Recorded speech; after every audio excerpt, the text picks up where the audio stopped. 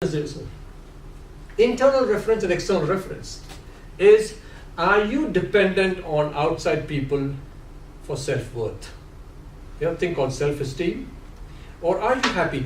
Do you wear clothes to please other people? Do you say things to please other people? Okay?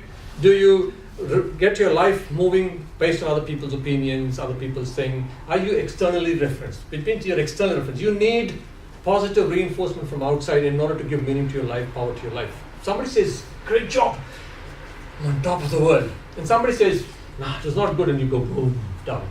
So you're externally referenced. You're dependent on other people. Your internally referenced means you're strong within. It doesn't matter. Whether somebody praises you, you go, yeah, okay, that's fine. Somebody criticizes you, you go, okay. So that's internal reference, that's external reference. Okay? In general, internal reference is more controlled because you're dependent on yourself, you're not dependent on anybody else. External reference. But it depends. Now you might be a good speaker, because she might be a great speaker and she'd go, I am dependent on my audience. The audience gives me feedback and I just get a high out of it and I give more. And I give more. What happens if there's a bad audience? She might not be able to perform.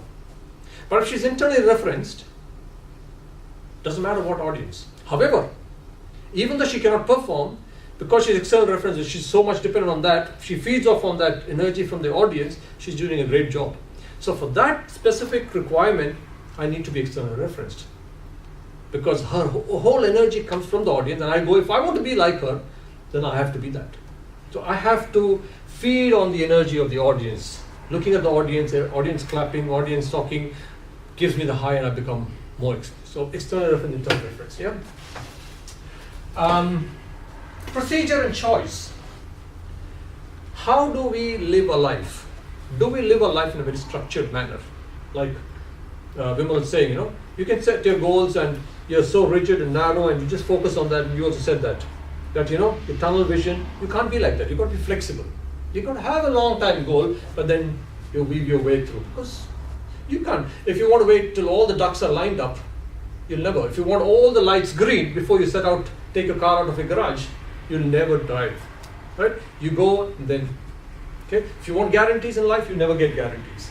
So procedure choice is, when you do things, are you doing step by step like that, or are you choosing like this? So you've got plenty of choices, which means flexibility, and more flexible, more powerful, generally. But again, like I said, there's no right or wrong here, remember that? It's just, whoever you're modeling, what do they do? If they go, I'm good at this because I'm a procedure person, I'm a very organized person, I go step 1, 2, 3 in sequence, that's what you want to do, in order to get the result that she's getting on. You get what I'm saying, no? So no right or wrong, remember that. All that I'm trying to do here is just to model her. Big chunk, small chunk is, somebody said, 30-day goals, somebody might have 30-year goals. So you start off from 30-year goals and I go, and to some extent, Stephen Covey says this again. He says the best way, he says best way, there's no best or bad, but he says start with when you're in the coffin, at your funeral. You start from there. Think about the eulogy that somebody's giving and think in your own mind, what would you like to hear when somebody is giving an eulogy about you? What are the things that you would like them to say? That's your ultimate goal. That's it. That's the ultimate goal. You work backward from this. Sorry, can you hear? I've heard a challenge or goal target to set for yourself is to write your own. Write your own eulogy. How you want it to be. Yeah. And then Yeah. Thinking about death is a very powerful form of meditation.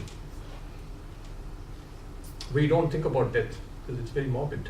But it's a very powerful way of meditation. Thinking about death gives you a purpose to live. It makes your life more wonderful when you think about death. So, starting from there, you work backwards. Doesn't matter where you are in your life, 20 years, 30 years, 40 years, 50 years, doesn't matter. But starting from there, you work backwards and you get your goal. So that's one way of doing it. That's a big chunk. You're having a bird's eye view. You're looking at the world from height, so you can see more.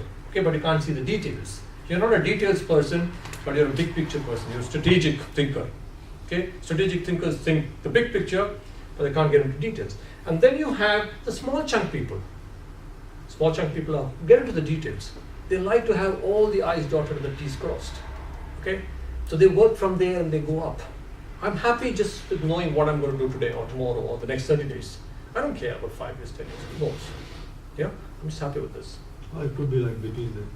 Yeah, I mean, everything is between, but I'm saying which one are you more tended? So when I look at Jenny and I go, okay, Jenny, are you a big chunk or a small chunk person? So what do you think about when you do it? Are you looking at this particular event when you're presenting, or are you looking at more events and your own career as a thing? How do you look at it?